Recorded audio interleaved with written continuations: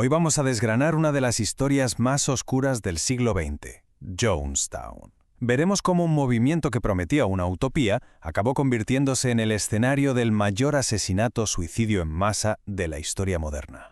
Las imágenes que llegaron de Jonestown en 1978 conmocionaron al mundo.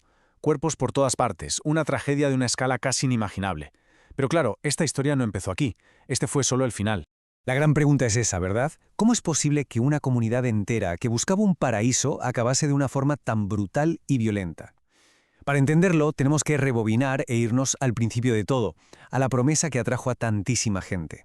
Y para ello vamos a seguir este camino. Primero, veremos la promesa inicial. Después, cómo se aislaron en la selva, lo que llevó a un control absoluto. Veremos cómo se puso a prueba la lealtad de los miembros, cómo se produjo la masacre y, por último, la advertencia final que nos deja esta historia. Todo arranca en los años 50. Un predicador llamado Jim Jones funda el Templo del Pueblo, y lo hace con un mensaje potentísimo para la América de la época, una América dividida por la segregación. Hablaba de igualdad racial, de justicia social, de crear una familia arcoíris. Y el templo creció, vaya si creció. Empezó como una pequeña iglesia en Indiana, pero luego se trasladó a California.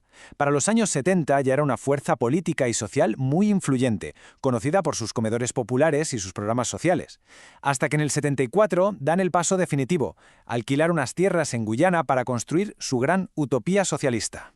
Y para muchísima gente, sobre todo para la comunidad afroamericana y para aquellos desilusionados con la sociedad, aquello era un sueño hecho realidad. Se sentían, como dice este exmiembro, Yolanda Williams, en una gran familia feliz, seguros e integrados por fin.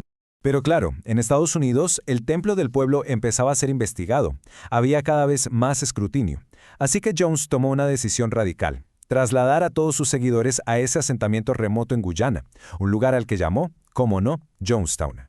Y este traslado fue en realidad un pacto muy conveniente para ambas partes. Para el templo era el refugio perfecto, su tierra prometida lejos de las autoridades de Estados Unidos. Y para el gobierno de Guyana, pues oye, le venía de perlas. Colocaba un grupo de estadounidenses en una zona fronteriza en disputa con Venezuela y además recibía una inyección de dinero muy necesaria para su economía.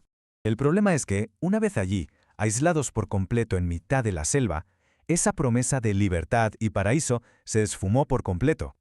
Y en su lugar, lo que se impuso fue el control absoluto y asfixiante de Jim Jones. El paraíso se había convertido literalmente en una prisión. Lo primero que hacían era confiscarles los pasaportes y los cheques de la seguridad social. Les sometían a jornadas de trabajo de 11 horas, 6 días a la semana, con poquísima comida. El correo se censuraba, las comunicaciones estaban cortadas y había guardias armados patrullando para que nadie, absolutamente nadie, pudiera escapar. El control llegaba a tal punto que hasta las relaciones personales necesitaban su permiso. De hecho, los niños eran criados en común y todos llamaban papá a Jones. Para mantener ese dominio, utilizaba técnicas de control mental y humillación pública, como las llamadas sesiones de catarsis. En ellas, obligaba a la gente a confesar pecados inventados delante de todos para quebrar su voluntad. Y si la humillación no bastaba, recurría a castigos brutales, como palizas o encerrar a la gente en una pequeña caja subterránea. A medida que el poder de Jones crecía, también lo hacía su paranoia. Y fue entonces cuando empezó a preparar a sus seguidores para un acto final, un acto absolutamente aterrador. Esos preparativos eran las llamadas Noches Blancas. Eran, básicamente, simulacros de suicidio en masa. Reunía a todo el mundo y les obligaba a beber un líquido que, según él, era veneno. Todo era una prueba de lealtad, un ensayo macabro para insensibilizar a la comunidad ante la idea de una muerte revolucionaria. Estaba normalizando lo impensable, allanando el camino para la tragedia final. Mientras todo esto ocurría, a Estados Unidos empezaban a llegar informes de abusos y de gente retenida contra su voluntad. Alarmado por estas noticias, el congresista estadounidense Leo Ryan decidió iniciar una investigación y viajar personalmente a Guyana. Su visita en noviembre del 78 fue el catalizador que lo precipitó todo. Y es que, durante la visita, un pequeño grupo de miembros se armó de valor y le pidió al congresista marcharse con él. En ese momento, la paranoia de Jones estalló por los aires, poniendo en marcha una cadena de acontecimientos absolutamente horrible.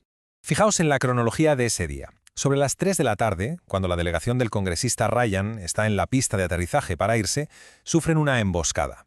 Asesinan a Ryan, a 3 periodistas y a una de las personas que intentaba huir. Ese fue el punto de no retorno. 2 horas después, Jones reúne a toda la comunidad y dice: acabemos con la agonía de esto. Y esa misma tarde empiezan a repartir una bebida, un refresco llamado Flavor Aid, mezclado con cianuro. Empezaron por los niños. Para cuando llegó la noche, más de 900 personas estaban muertas. Y aquí es crucial entender una cosa. Esto no fue un suicidio en masa, fue un asesinato en masa. Aunque algunos quizá tomaron el veneno voluntariamente, a la inmensa mayoría, incluyendo a los más de 300 niños, se les obligó a beberlo o se le inyectaron a la fuerza. Y a los que se resistieron activamente, los guardias armados los mataron a tiros. El propio Jim Jones murió de un disparo en la cabeza. El recuento final es escalofriante. 918 personas. Hombres, mujeres y sobre todo, muchísimos niños. De hecho, fue la mayor pérdida de vidas civiles estadounidenses en un acto deliberado hasta los atentados del 11 de septiembre de 2001. Y lo más terrible de todo es que los momentos finales de Jonestown quedaron registrados en una cinta de audio. Un testimonio sonoro y espeluznante de cómo se derrumbó todo. En esa grabación, que se conoce como la cinta de la muerte, se puede oír a Jones ordenando los asesinatos, intentando justificarlo mientras de fondo se escuchan los llantos de los niños que están muriendo. Es un registro absolutamente horripilante de su último acto. Y si vemos quiénes fueron las víctimas, entendemos mejor el alcance de la tragedia. La gran mayoría, casi el 70%, eran afroamericanos, muchísimos eran jóvenes, menores de 35 años, y como ya hemos visto, más de 300 eran niños y bebés. Ellos fueron los que más creyeron en la promesa de un mundo más justo, y por desgracia, los que pagaron el precio más alto. Al final, la historia de Jonestown es una advertencia aterradora y atemporal sobre los peligros del poder absoluto, del carisma sin control y de cómo los ideales más puros pueden corromperse hasta extremos inimaginables. Y nos deja con una pregunta que, creo, sigue muy vigente. ¿Qué barreras tenemos hoy para impedir que algo así vuelva a suceder?